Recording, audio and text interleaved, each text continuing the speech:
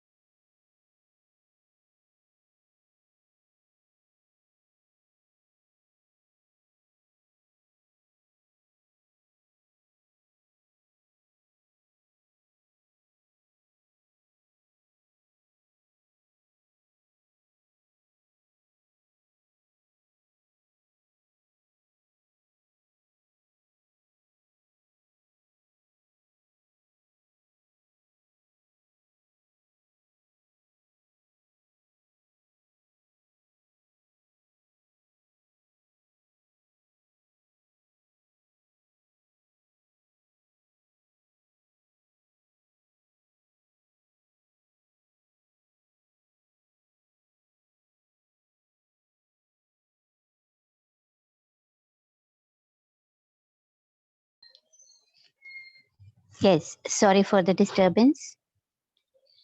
Constitution जिसे संविधान बोलते हैं, जिसका मीनिंग मैंने अभी आपको क्लियर किया, इसकी इंट्रोडक्शन को बोलते हैं preamble. Next is fundamental rights. Fundamental rights होते हैं मौलिक अधिकार जो हर एक सिटीजन को मिलते हैं. किसी भी कंट्री में रहने वाले नागरिक को, रहने वाले लोगों को कुछ राइट्स मिलते हैं, उन्हें हम बोलते हैं fundamental rights. Rights given to every citizen of India by the constitution of India. India के कॉन्स्टिट्यूशन ने जो सिटीजन्स को, यहाँ पे रहने वाले लोगों को अधिकार दिए हैं, उन्हें हम बोलते हैं fundamental rights. Next is fundamental duties. ऐसे जैसे हमें राइट्स देते हैं, कॉन्स्टिट्यूशन से हमें कुछ राइट्स मिले हैं, वैसे हमें कुछ ड्यूटीज भी मिली हैं, उन्हें बोलते हैं fundamental duties. Duties which every citizen should perform to promote unity and patriotism. देशभक्ति को बनाए रखने के लिए, देश प्रेम को बनाए रखने के लिए, एकता को बनाए रखने के लिए हमें कुछ ड्यूटीज परफॉर्म करनी होती हैं हर एक सिटीजन को. ठीक है, उसे बोलते हैं fundamental duties. Last one is directive principles. guidelines for the government to do welfare activities for the people. Directive principles क्या होते हैं? गवर्नमेंट को भी कुछ गाइडलाइंस दी जाती हैं, उन्हें भी कुछ बातें समझाई जाती हैं, जो उन्हें भी कुछ ऐसा काम करना पड़ता है जो लोगों के लिए, उनके वेलफेयर के लिए हो, उनकी अच्छाई के लिए हो, उनकी लाइफ को कंफर्टेबल बनाने के लिए हो। ओके, वो जो गाइडलाइंस हैं जो गवर्नमेंट को दी जाती हैं लोगों के वेलफेयर के लिए, उन्हें बोलते हैं directive principles. Yes, dear students, let's start. First of all, let's look at the gear box. Complete the name of this famous person. He was the main architect of our constitution. इनका नाम बताना है जिन्होंने हमारे constitution को बनाने में important role play किया। Doctor B.R. अम्बेडकर। क्या नाम है इनका? Doctor B.R.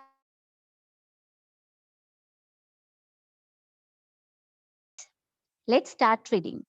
India became an independent country on 15th August 1947. India एक इंडिपेंडेंट कंट्री, आजाद कंट्री कब बनी थी?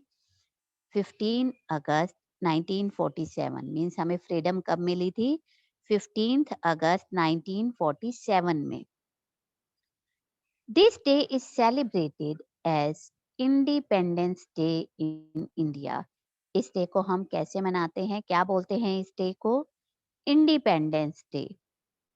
Every country should have a constitution which is a legal document. हर एक कंट्री का एक कॉन्स्टिट्यूशन होना चाहिए, संविधान होना चाहिए, जो एक लीगल डॉक्यूमेंट होना चाहिए, ऑफिशियल पेपर होता है जो, जिसमें मैंने अभी आपको बताया कि रूल्स लिखे होते हैं, लॉज, हमारे कानून क्या क्या हैं वो सब लिखा होता है। It has a set of rules and regulations. ये जो कॉन्स्टिट्यूशन है इसमें क्या क्या मेंशन किया होता है? रूल्स और रेगुलेशंस, क्या क्या कानून है हमारे देश में। Our country also has a constitution. हमारी कंट्री का भी अपना एक कॉन्स्टिट्यूशन है। It was prepared by a special committee and was adopted on 26 जनवरी 1950। इसे एक स्पेशल कमेटी ने बनाया था जो हमारा कॉन्स्टिट्यूशन है, और इसे हमने अडॉप्ट कब किया था, अपनाया कब था? 26 जनवरी 1950 में। This day is celebrated as republic day in India. और इस दिन को हम किस तरह से मनाते हैं? As a republic day. 15 अगस्त 1947 को हमें फ्रीडम मिली थी, इसलिए 15 अगस्त को हम इंडिपेंडेंस डे की तरह मनाते हैं, आजादी स्वतंत्रता दिवस जिसे आप बोलते हो। और 26 जनवरी एज अ रिपब्लिक डे, इस दिन हमारा कॉन्स्टिट्यूशन हमने अडॉप्ट किया था। The constitution of India is the longest written constitution in the world. हमारे इंडिया का कॉन्स्टिट्यूशन जो है ना, वो सबसे लंबा, वर्ल्ड में हर एक कंट्री से ज्यादा लंबा लिखा हुआ कॉन्स्टिट्यूशन है। Okay, the constitution of India is the longest written constitution in the world. The preamble or introduction of the Constitution says that India is a sovereign, socialist, secular, democratic republic. जो हमारे constitution की introduction है ना, उसमें क्या लिखा हुआ है कि इंडिया एक सॉवरन, सोशलिस्ट, सेक्युलर और डेमोक्रेटिक रिपब्लिक है। अब इनके मीनिंग क्या है? Let us learn the meaning of these words. First is sovereign. बेटा आपको इन सब की डेफिनेशन भी लर्न होनी चाहिए। What is sovereign? Sovereign means that we are free to run our country in any way we like. Sovereign का मतलब क्या है कि हम इंडियंस जो हैं, हम फ्री हैं, अपनी कंट्री को जैसे चलाना चाहें वैसे चला सकते हैं। Okay, next is socialist. Socialist का क्या मतलब है? Socialist means that all the people in our country will be treated as equal. हमारी कंट्री में सबको इक्वली ट्रीट किया जाता है, सबको बराबर अधिकार हैं, किसी से ऊंच नीच भेदभाव नहीं किया जाता। Next is secular. Secular means that all religions are equally respected and people are free to practice any religion. Secular का क्या मतलब है कि जितने भी रिलीजन हैं हमारे यहाँ पर इंडिया में, धर्म है, उन सबको एक जैसी रिस्पेक्ट दी जाती है और किसी को भी राइट है कि वो कोई भी धर्म अपना सकता है. Okay, again I am repeating the 3 points. Sovereign. Sovereign means that we are free to run our country in any way we like. Means हम लोग फ्री हैं अपनी कंट्री को जैसे चलाना चाहें वैसे चला सकते हैं. Socialist means that all the people in our country will be treated as equal. Means हमारी कंट्री में जितने लोग हैं सबको इक्वल राइट्स हैं, सब बराबर हैं, कोई बड़ा छोटा नहीं है. Secular means that all religions are equally respected and people are free to practice any religion. Secular का क्या मतलब है कि जितने भी धर्म हैं हमारी कंट्री में, लाइक सिख हैं, हिंदू हैं, मुस्लिम्स हैं, इन सबको, जितने भी धर्म हैं, जितने, इन सबको इक्वली रिस्पेक्ट किया जाता है, सबको बराबर सम्मान दिया जाता है. And people are free to practise any religion. और लोग फ्री हैं, कोई भी रिलीजन वो अपना सकते हैं, कोई भी धर्म अपना सकते हैं. Okay, next, democratic. Democratic means that the leaders of the government are elected by the people of the country. Democratic का क्या मतलब है? It means that the leaders, जो हमारे नेता हैं, of the government are elected by the people. उन्हें elect कौन करता है? उन्हें चुनता कौन है? द पीपल, हम लोग चुनते हैं, कंट्री के लोग चुनते हैं वोट देकर. Last one is Republic. Republic means that the head of the country, कौन होता है head of the country? President, राष्ट्रपति. The head of the country is elected by the people and the country is not run by a king. Republic का क्या मतलब है कि जो हमारी कंट्री है उसका जो हेड है, प्रेसिडेंट, उसे कौन चुनते हैं? पीपल, लोग चुनते हैं वोट देकर.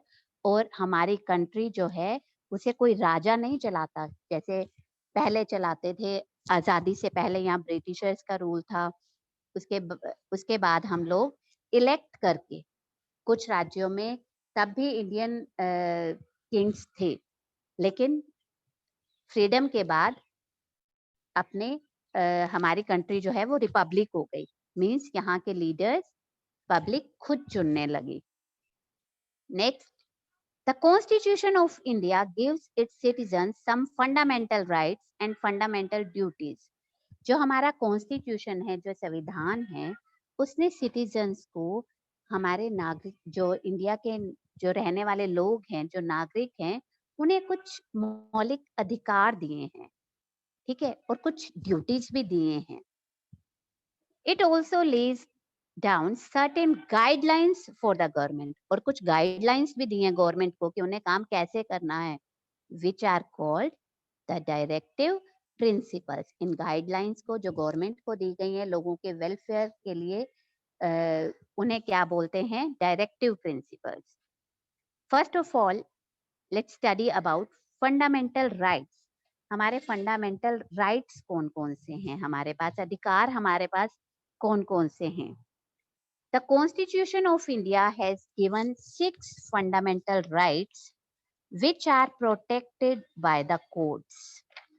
हमारे कॉन्स्टिट्यूशन ने, इंडिया के कॉन्स्टिट्यूशन ने हमें 6 फंडामेंटल राइट्स दिए हैं, अधिकार दिए हैं, which are protected by the courts. जिसे प्रोटेक्ट कौन करता है? कोर्ट. मतलब अगर उसका कोई मिसयूज करता है तो उसको सब देख रेख उसकी कौन करता है? फिर court. These rights are as under. ये राइट्स कौन कौन से हैं? First is right to equality. Right to equality मतलब सबको बराबरी का अधिकार है. सब बराबर हैं, किसी भी कास्ट को ऊपर नीचे नहीं समझा जाता, सब इक्वल हैं। Right to freedom of speech, सबको बोलने की आजादी है, हम अपने व्यूज रख सकते हैं, अपने इंफॉर्मेशन दूसरे तक पहुंचा सकते हैं, सबको राइट है। Right to follow any religion, कोई भी धर्म अपनाने का राइट है हमारे पास। Right to choose any profession, profession mean कोई भी काम चूज करने का कि हम क्या बनना चाहते हैं, वो राइट है हमारे पास। Right to live and travel anywhere in India, India में हम कहीं भी रह सकते हैं, कहीं भी ट्रेवल कर सकते हैं, ये राइट है। And the last one, right to free and compulsory education for children up to the age of 14 years, सबको एजुकेशन लेने का राइट है और फ्री एजुकेशन 14 इयर्स तक। लाइक गवर्नमेंट स्कूल्स में फीस ना के बराबर होती है, ऑलमोस्ट वो फ्री एजुकेशन होती है, ठीक है। तो सबको वो राइट है एजुकेशन लेने का, ठीक है। Again I am repeating the same, right to equality, सब इक्वल हैं, सबको इक्वली ट्रीट किया जाता है। Right to freedom of speech, सबको बोलने का राइट है, अपने व्यूज किसी भी पॉइंट पे रखने का राइट है। Right to follow any religion, किसी भी धर्म को अपनाने का राइट है। Right to choose any profession, किसी भी प्रोफेशन, किसी भी काम को चूज करने का अधिकार है हमारे पास, हम कुछ भी बनना चाहें, हम अपना प्रोफेशन अपने आप चूज कर सकते हैं, कोई कंपल्शन नहीं होती। Right to live and travel anywhere in India, हम इंडिया में अपने देश में कहीं भी रह सकते हैं, कहीं भी घूमने जा सकते हैं। Right to free and compulsory education for children up to the age of 14 years, और फ्री एजुकेशन लेने का भी अधिकार है। नेक्स्ट इज फंडामेंटल ड्यूटीज, ये तो अब थे हमारे अधिकार, हमें आजादी किस किस चीज की है। अब हम पढ़ेंगे फंडामेंटल ड्यूटीज के बारे में कि हमारी कंट्री के प्रति, टुवर्ड्स आवर कंट्री, हमारी ड्यूटी कौन कौन सी हैं, हमारे कर्तव्य कौन कौन से हैं, हमें क्या क्या करना चाहिए। The constitution of India has given 10 fundamental duties which we are expected to abide by and perform. हमारे कॉन्स्टिट्यूशन ने हमें 6 राइट्स दिए थे और 10 ड्यूटीज दी हैं जो हमसे एक्सपेक्ट की जाती हैं, हमसे उम्मीद की जाती है कि हम उन्हें अच्छी तरह से निभाएंगे, उन्हें परफॉर्म करेंगे। These duties are as under, कौन कौन सी हैं वो duties?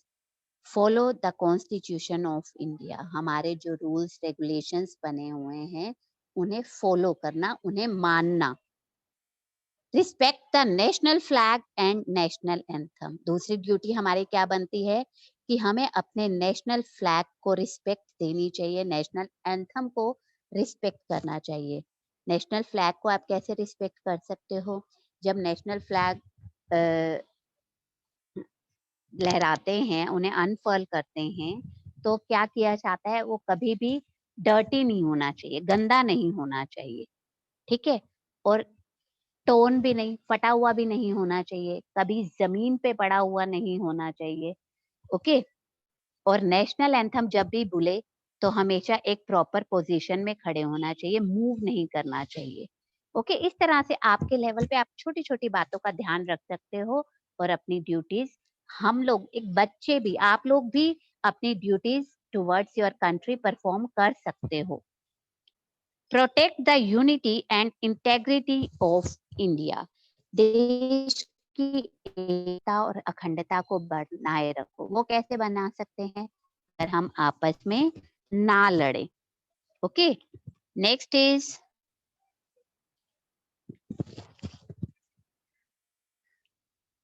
Help to defend the country when it is in danger, जब हमारी कंट्री पे कोई डेंजर मतलब कोई खतरा आए तो हमें हेल्प करनी चाहिए, इसे डिफेंड करने में, बचाने में। अगर कोई और कंट्री अटैक करते हमारी कंट्री पे तो उस टाइम सिटीजन्स को अपनी ड्यूटी परफॉर्म करनी चाहिए, ठीक है। आर्मी में वाले तो करते ही हैं, तो हम लोगों को भी अपने लेवल पे अपनी कंट्री को बचाने की कोशिश करनी चाहिए। Treat all the citizens of India as equal, जितने भी सिटीजन्स हैं इंडिया के, जो इंडिया में रहने वाले नागरिक हैं, सबको इक्वली ट्रीट करना चाहिए। किसी से गलत बिहेव नहीं करना चाहिए कि ये पैसे वाला नहीं है तो इसको कुछ भी कह दो, वो बहुत अमीर है तो उससे बहुत अच्छे से बिहेव करो, ऐसा नहीं करना चाहिए। We all are Indians. Next, protect and improve the natural environment. हमें अपने एनवायरनमेंट को प्रोटेक्ट करना चाहिए, इम्प्रूव करना चाहिए। नेचुरल एनवायरनमेंट मीन्स आसपास ट्रीज लगे हुए हैं, आपके आसपास पार्क हैं, उन्हें डिस्ट्रॉय नहीं करना चाहिए, ठीक है? उन्हें मेंटेन करो, बल्कि preserve the rich heritage of protect and take care of public property. Public property में फिर से वही आएगा, लाइक हमारे लिए गवर्नमेंट ने लाइक पार्क बनाए हुए हैं, बस स्टैंड है, जो भी है, ये पब्लिक प्रॉपर्टी है। हमें यहाँ पर जाकर गंद नहीं फैलाना है। Preserve the rich heritage of India. Rich heritage होता है विरासत। हमें विरासत में जो चीजें मिली हुई हैं, हमारे हिस्टोरिकल प्लेसेस हैं, हमारे पूर्वजों से, विरासत मीन हमारे पूर्वजों से, हमारे बड़ों से हमें जो चीजें मिली हुई हैं, उन्हें हमें प्रिजर्व करके रखना है। लाइक आप हिस्टोरिकल प्लेसेस पे जाकर देखते हो, कुछ लोग तो बहुत अच्छे से वहां पर डिसिप्लिन मेंटेन करके रहते हैं, लेकिन कुछ लोगों की आदत क्या होती है कि कुछ खाया तो वहीं रैपर्स डाल दिए, वहां पर उसे डर्टी कर देते हैं। वो हमें नहीं करना है। वहां जाके वॉल्स पे कुछ लिख देते हैं, ऐसा कुछ भी नहीं करना है। ओके, अपने जो हमारा रिच हेरिटेज है उसे प्रिजर्व करना है, ठीक है? Next is avoid acts of violence. Violence होता है हिंसा, जैसे लड़ाई झगड़ा, वो हमें नहीं करना है, ठीक है? उससे अवॉइड करना है, उससे बच के रहना है, दूसरों को करने भी नहीं देना है। Work hard for the progress of the country. और लास्ट क्या है कि अपनी कंट्री की प्रोग्रेस के लिए हमें हार्ड वर्क करना है। आप अपनी कंट्री की प्रोग्रेस कैसे कर सकते हो? आप हार्ड वर्क करो, कुछ अच्छे डॉक्टर्स बनेंगे, इंजीनियर्स बनेंगे, ठीक है? आप में से ही कुछ अच्छे लीडर्स बन सकते हैं। तो अच्छे लीडर्स होंगे तो भी हमारी कंट्री डेवलप करेगी। अच्छे डॉक्टर्स, अच्छे टीचर्स, ये सब भी क्या होते हैं, अभी हमने last 11th lesson I think हमने पढ़ा था, ह्यूमन रिसोर्सेज। जो जितने ह्यूमन रिसोर्सेज किसी कंट्री में ज्यादा होते हैं ना, उतना ही वो कंट्री डेवलप करती है, ठीक है? तो आप लोग किस तरह से अपनी कंट्री की हेल्प करोगे? अच्छे से पढ़ो लिखो और बड़े होकर कुछ अच्छा अपनी कंट्री के लिए करो। Okay, next is check point. We will do this part with the back exercise. And the last topic of this chapter is directive principles. The Constitution of India lays down some guidelines for the government of India. हमारे constitution ने जैसे हमें कुछ rights दिए हैं, कुछ duties दी हैं, वैसे ही गवर्नमेंट के लिए भी कुछ गाइडलाइंस हैं, ठीक है? उन्हें भी कुछ बताया गया है कि उन्होंने भी क्या क्या करना है कंट्री के लोगों के लिए, उन्हें कंफर्टेबल लाइफ देने के लिए। These directive principles are for the welfare of the people. ये जो डायरेक्टिव प्रिंसिपल्स हैं, ये लोगों की भलाई के लिए, वेलफेयर होता है, उनकी भलाई के लिए हैं। Some of them are as under. कुछ डायरेक्टिव प्रिंसिपल्स जो हैं वो नीचे कुछ दिए हुए points. First one is provide proper living conditions. रहने के लिए अच्छी कंडीशंस लोगों को प्रोवाइड करना, मीन्स जहाँ लोग रह रहे हैं आसपास किसी चीज की उन्हें कमी ना हो, ठीक है? सारी प्रॉपर जो फैसिलिटीज उन्हें चाहिए वो फैसिलिटीज प्रोवाइड करना। Provide work for everyone. ऐसी कोशिश करना कि सबको काम मिले। अगर काम मिलेगा तो सब अपनी बेसिक नेसेसिटीज पूरी कर पाएंगे, कोई भी गरीब नहीं रहेगा। Ensure that some people do not become rich by exploiting other. और हमेशा ये ध्यान रखो, गवर्नमेंट को ध्यान रखना चाहिए कि ऐसा ना हो कि कुछ लोग तो दूसरों को एक्सप्लॉइट करके बहुत अमीर बन जाएं और कुछ गरीब ही रह जाएं। एक्सप्लॉइट करके जैसे जो ओनर्स होते हैं किसी भी इंस्टीट्यूशंस के, बड़ी-बड़ी कंपनीज में, या जो बड़े लैंडलॉर्ड होते हैं वो अपने फील्ड में करने वाले जो काम करने वाले जो लेबर होते हैं उन्हें प्रॉपर सैलरी नहीं देते। ठीक है, तो ये होता है एक्सप्लॉयटेशन, मतलब जो जितना डिजर्व करता है उसे उतना ना देना। ठीक है, जितनी सैलरी कोई डिजर्व करता है, जो उसका हक बनता है, उसे उसका हक ना देना। ठीक है, उसे एक्सप्लॉइट करना। तो उससे क्या होगा, कुछ लोग क्या करते हैं कि खुद ज्यादा प्रॉफिट ले लेते हैं और अपने वर्कर्स को उतना नहीं देते। तो इससे जो ओनर्स हैं वो और रिच हो जाते हैं, अमीर बनते जाते हैं, और जो उनके वर्कर्स हैं वो उन्हें एक्सप्लॉइट करते हैं, वो गरीब रह जाते हैं। तो ऐसा नहीं होना चाहिए। Provide free and compulsory education to all. Government को ध्यान रखना चाहिए कि सबको कंपल्सरी जो एजुकेशन है वो सब तक पहुंचे, सबको मिले। And the last one, protect the interests of scheduled caste, scheduled tribes and other backward classes. Protect the interest, उनके भी जो इंटरेस्ट हैं शेड्यूल्ड कास्ट के, जो ट्राइब्स, जो आदिवासी हैं पहले, और बैकवर्ड क्लासेस के जिन्हें बीसी बोलते हैं, इनके इंटरेस्ट को भी ध्यान रखना चाहिए।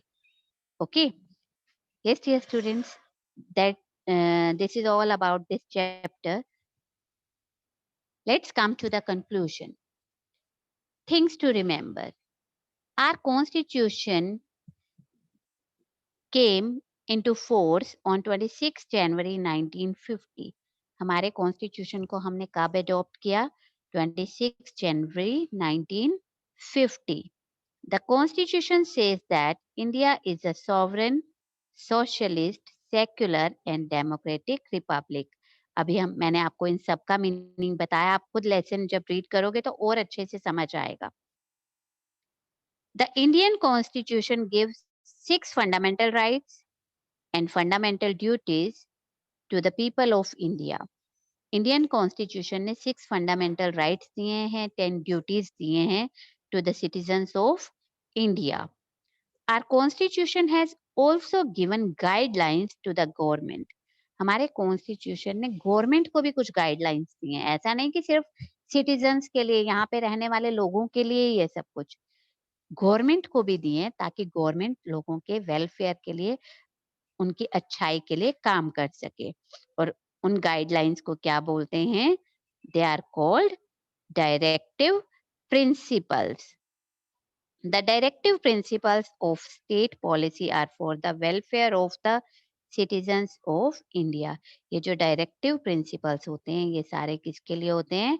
For the welfare of the citizens of India, India में रहने वाले लोगों की भलाई के लिए। Okay, yes dear students, now we have 5 minutes. If you have any query you can ask. Kiran ma'am, please.